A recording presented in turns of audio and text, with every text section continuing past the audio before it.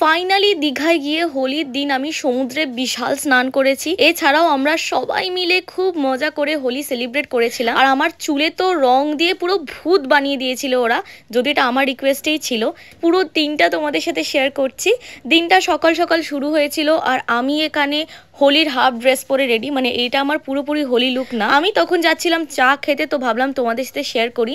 এখন দীঘার চায়ের দোকানগুলোতে দেখছিলাম এরকম পিতলের পাতিলে চা বানানো হচ্ছে আর ভীষণ সুন্দর সুন্দর কাপ রাখা আছে। বিশ্বাস করো, এই চায়ের কাপ দেখে এই দোকানটাতে আমি ঢুকেছিলাম চা খাবো বলে, কিন্তু ফাইনালি আমাদের নর্মাল কাপই দিয়েছিল। আমি জানি না কেন ওরা সাজিয়ে রেখেছে অত কিছু, বাট দিচ্ছে তো নর্মাল কাপই।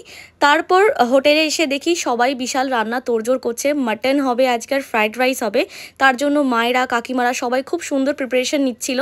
তার একটা ছোট্ট ভিডিও করে রুমে আসতেই দেখি আমাদের ব্রেকফাস্ট চলে এসছে। আজকে ব্রেকফাস্ট ছিল মাছ ভাজা আর মুড়ি মাখা, মানে অসাধারণ একটা কম্বিনেশন। দীঘায় গিয়ে রোজের মাছ ভাজাটা ম্যান্ডেটারি ছিল, আর এইগুলো দোকান থেকে ভাজা নয়, এইগুলো আমরা কাঁচা মাছ কিনে এনে মানে বাপিরা ভেজেছিল। আজকে কিন্তু শেষ পাতে চাটনিও ছিল, আর এখানে চাটনিরই প্রিপারেশন চলছিল।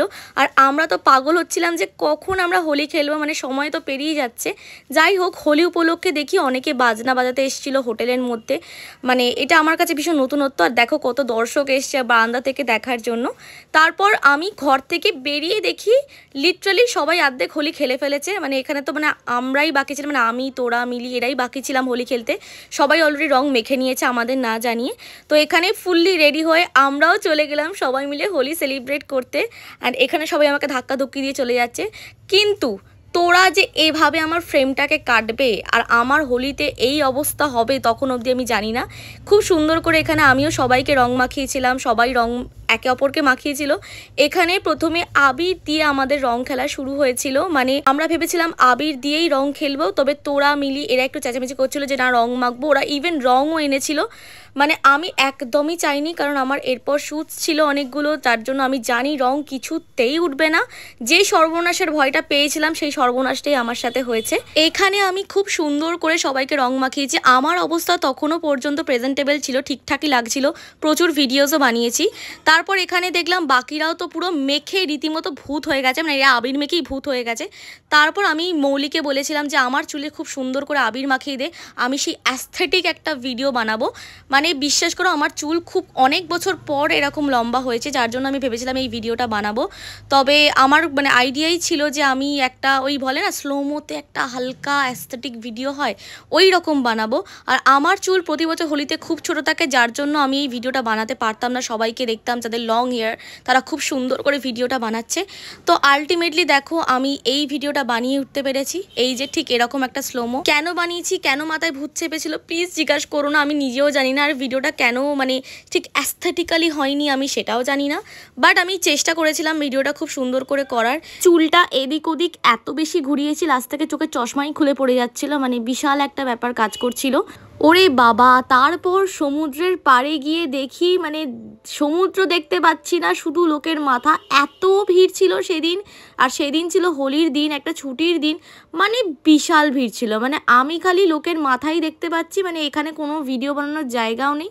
তোমরা জাস্ট আমার চারিপাশটা দেখো, লোকজন বিশাল রং মেখেছে। অনেকে তো আবার সমুদ্রের পাড়ে এসে হোলি সেলিব্রেট করেছে, সেটা দেখে ভাবছিলাম আমরা একটু রং আনলে ভালো হতো, একটু সেলিব্রেট করতে পারতাম। আর তোমরা জানো যে আমার চুল হাইলাইট করা, তো আমি একদমই চাইনি চুলে কালার দিতে। এখানে আমি কার নাম লেখা মানে লাভের মধ্যে নাম লেখার মধ্যে পা মারিয়ে চলে গেছি। এখন আমি ভিডিও এডিট করতে করতে লক্ষ্য করছি। তারপর আর একটা অ্যাস্থেটিক ভিডিও নেব বলে এরকমভাবে জলের দিকে এগিয়ে যাচ্ছি। তারপর আমি লক্ষ্য করলাম যে এমন বাজেভাবে আবিরগুলোকে ছুঁড়েছি যে আমার পায়ে আর গায়ে পুরো ভর্তি হয়ে গেছে। যাই হোক, এর থেকে বেটার ভিডিও আমি করতে পারলাম না। তারপর প্রচুর স্নান করেছি, আর নোনা জলের ওখানে আমি আমার ভালো ফোনটাকে একদমই নিয়ে যেতে চাইনি, যার জন্য স্নান করারও কোনো ক্লিপিং তোমাদের সাথে শেয়ার করতে পারলাম না। যাই হোক, এখানে তারপর স্নান করে এসে সবাই মিলে আমরা বায়না করেছিলাম যে একটু আইসক্রিম খাবো বা কুলফি খাবো। তো এই কুলফিটা আমার খুব পছন্দ হয়েছিল। প্রথমে আমার অবস্থা জাস্ট একবার দেখো, মানে মাথার মধ্যে পেছন দিক থেকে সে রং দিয়ে দিয়েছে, আর সেই রং আমার চুলে মানে আমার হাইলাইট করা চুলে পুরো সেই কালারটা ধরে নিয়েছে। এখনও পর্যন্ত এই কালারটা যায়নি। প্রথমে আমাকে একটা মালাই কুলফি দিয়েছিল, এই মালাই কুলফিটা মোটামুটি খেতেছিল, বাট এই রাবড়ি কুলফিটা মানে এটা একটা আলাদা কুলফি, এটা খেতে আরও বেশি সুন্দর ছিল। তো মায়ের সাথে আমি পাল্টাপাল্টি করে নিয়েছি। একদিকে কুলফি খাচ্ছি আর একদিকে আমার মাথার মধ্যে ঘুরছে এই রং। এবার মুখ মাথা থেকে আমি কি করে তুলবো আমি লিটারালি জানি না। তারপর একটা ইঞ্জিন ভ্যান করা হয়েছিল আমাদের হোটেলের জন্য যাওয়ার জন্য, আর এই একটা ইঞ্জিন ভ্যান করলে মোটামুটি সবারই ধরে যাচ্ছিলো আমরা যতজন ছিলাম। তো ফাইনালি হোটেলে গিয়ে স্নান টান করে খেতে বসেছিলাম। খাবার মেনু তো আগেই বলে দিয়েছি, একদম ফ্রাইড রাইস মানে মিক্সড ফ্রাইড রাইস, তার সাথে ছিল মাটন কষা। আর মাটন কষাটা নিয়ে আলাদাভাবে কিচ্ছু বলার নেই, এত সুন্দর খেতে হয়েছিল কি বলবো, আমার এখনই দেখে আবার খিদে পাচ্ছে।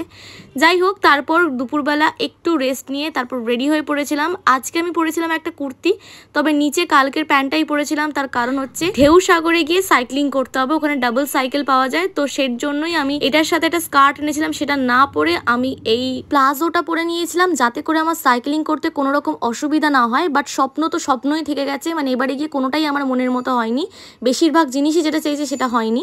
যাই হোক, তারপর বাইরে বেরিয়ে দেখি তাতুই খুব মিষ্টি করে মাথার মধ্যে একটা ফুলের হেয়ার ব্যান্ড দিয়ে কি মিষ্টি করে সেজেছিল। ওকে দেখলেই তো মনে হয় সারাক্ষণ চটকে যাই, সারাক্ষণ ওকে আদর করি, এত মিষ্টিও।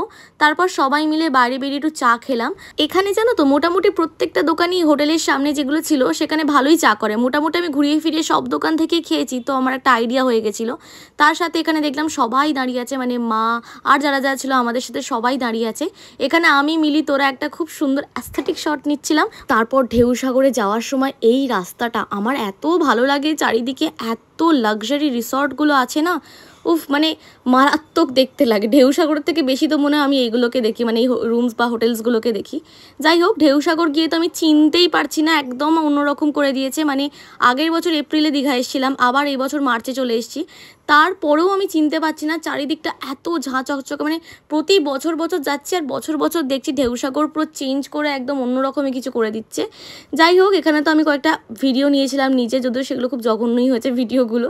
তারপর দেখি ঢেউ সাগরের ভেতরে আগে না কোনো খাবার দোকান ছিল না, এখন দেখি চারিপাশে অনেক ছোটো ছোটো ক্যাফে টাইপের বা খাবার স্টল টাইপের বসিয়েছে, প্রচুর কিছু করেছে গো ভেতরে। তারপর এখানে দেখি লোকজনের বিশাল ভিড়, ও বাবা। তারপর দেখি সেই টার্কিশ আইসক্রিমগুলো বিক্রি করে না, হাতে দেবে না, সেই এদিক ওদিক করে নাটক করবে, ওই নাটক চলছে, সেটা দেখার জন্য লোক কত ভিড় করেছে। যাই হোক, তারপর আমরা ঢেউ সাগরের ভেতরে যে সুন্দর জায়গাটা, যেটা মেইন আকর্ষণ এই ময়ূরপঙ্খী নৌকোটা, এটা দেখতে দেখতে এমন ঝড় ওঠে। তারপর আর কি ফোন টোন ব্যাগে ঢুকিয়ে হোটেলে চলে আসি। হোটেলে ঢুকতে না ঢুকতেই শুরু হয় মুষলধারে বৃষ্টি, মানে এত বৃষ্টির সাথে বজ্রপাত, মানে পুরো প্ল্যানটাই নষ্ট হয়ে যায়। তারপর আর কি রুমে যখন এসছি, আমাদের তো একটা ডল আমাদের সাথে আছেই তাতুই, তো ওর সাথে আড্ডা দেবো না, এটা তো হতেই পারে না। তো এইভাবেই দিনটা কেটে যায়। কেমন লাগলো ব্লগটা অবশ্যই জানিও। দেখা হচ্ছে নেক্সট ব্লগে, টাটা বাই।